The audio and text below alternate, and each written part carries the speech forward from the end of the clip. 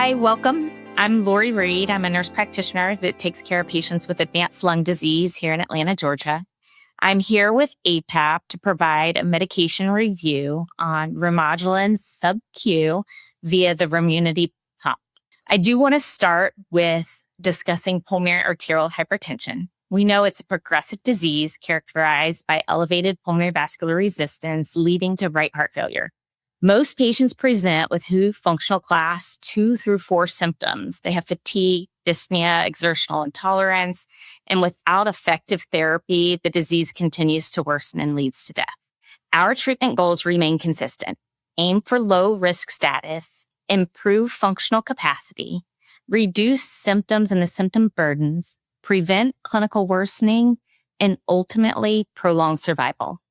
Treprostinil, the active ingredient in Remodulin, is a prostacyclin analog with vasodilatory, antiproliferative, and antiplatelet effects.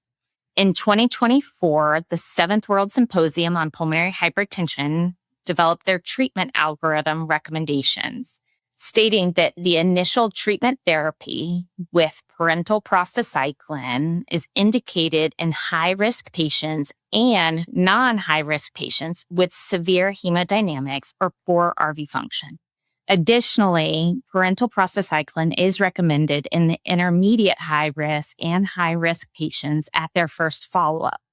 Despite these recommendations, we know that parenteral prostacyclin therapy is significantly underutilized. Subcutaneous delivery allows for continuous infusion and avoids the risk associated with central venous catheters. So RemunityPRO is a small wearable pump designed specifically for the subcutaneous delivery of Remodulin. It's approved for adults with pulmonary arterial hypertension and provides an alternative to older pump systems that can feel bulky or complex. The system consists of a lightweight, discrete pump about the size of a small pager, if anybody remembers pagers. A disposable medication cassette that's changed every 2 hours is found in here, and a controller or an interface that guides programming and provides alerts. This upgraded controller kind of looks like an iPhone, but is not, and is a lot easier to use and intuitive for our patients. Patients typically appreciate that this device is discreet. It's wearable under everyday clothing and engineered to allow for normal activity, including work and light exercise, which is what our goals are when we treat patients to get them back to life. Some key device characteristics: the pump design and usability. It's compact, lightweight, helping patients feel more comfortable wearing it continuously. The cassette system. The cassette can be used for up to 72 hours once attached, which reduces the frequency of medication changes. This is meaningful workflow advantage over older pumps that require more frequent refills. We have to think about this and how it fits into the patient's day-to-day life and what that burden of medication mixing and handling is in their day-to-day life. The delivery accuracy and safety. This pump uses microinfusion technology to deliver precise doses of treprostinil at the prescribed rate. It also incorporates audible and visual alarms for occlusions, low battery, and cassette expiration. Alerts that APPs should reinforce during teaching with patients. This microinfusion technology also allows for smaller doses so patients can start therapy at home. And then the device is also water resistant. While the pump is still resistant to splashes and brief exposures, it isn't intended for swimming. Clinical benefits of subcutaneous Remodulin via the RemunityPRO. There are several well-recognized benefits. It improves symptoms associated with exercise limitations and enhances functional capacity. This device allows patients to get on appropriate therapy earlier in their disease state. It provides a reliable, continuous prostacyclin effect without the risk associated with catheter-based IV delivery. It allows for flexible dosing and consistent titration to achieve the patient's therapeutic target dose.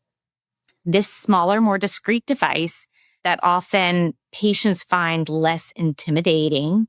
They have less frequent cassette changes, and it reduces the burden and opportunities for error. A pump engineered solely for Remunity, which can improve safety and ease the training. These features may translate into better long-term adherence, an essential factor in chronic therapies like PAH management. When we think about the patients that are most appropriate for this, we need to ensure we're selecting the right patient at the right time. Adults who group 1 PAH who remain symptomatic on oral therapy, so they are not at their low risk yet, and we've been treating them, or patients who are high risk at initial diagnosis.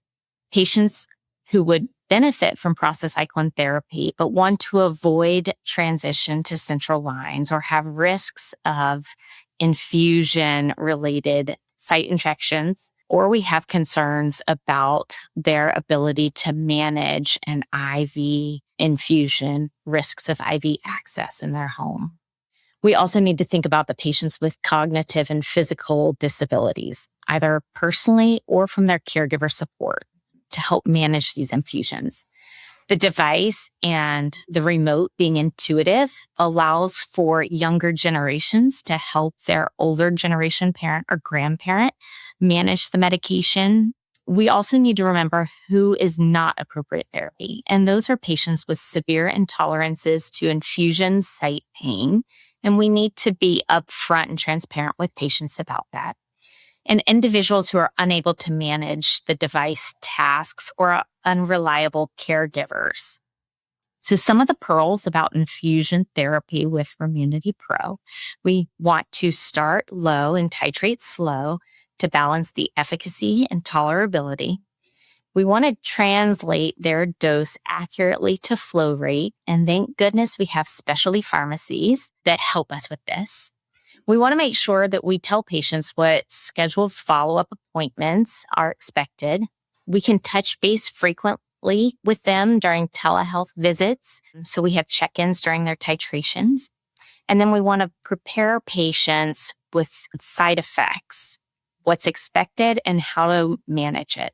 Some of the expected side effects include headache, flushing, diarrhea, jaw pain.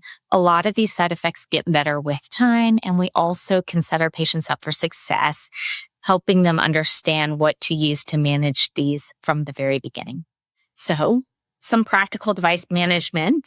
Make sure that we educate patients up front, step by step, helping them understand their disease process, what our treatment recommendations are with the RemunityPRO pump, what to expect in terms of benefit. I expect that my patients get better, feel better. They're less short of breath. Their right ventricle is better supported. They have less right-sided heart failure symptoms, and they're able to get back to life.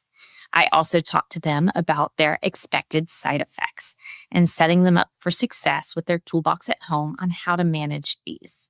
So another thing about RemunityPRO is the troubleshooting of the expected alerts, alarms, and things that happen along the way. So the patient is set up with a specialty pharmacy when they're started on this therapy and given a boatload of educational information and resources to navigate each of these alarms and alerts. But the device here is intuitive and walks patients through each of those with red alarms and orange alarms. And so they're better able to navigate those at the home. So some key takeaways.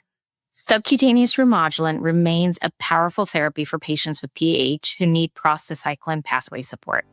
The RemunityPRO offers a simplified, discreet, patient-friendly means of delivering this imperative medication. Successful therapy relies heavily on the education we provide and how we set up our patients for success. And then with the right support, patients can achieve meaningful improvement in symptoms, function, and quality of life. Thank you for joining this session. If you're incorporating RemunityPRO into your practice, remember that consistent education and structured follow-up make all the difference. Thank you, APAP, for allowing me to present this important information. I appreciate it.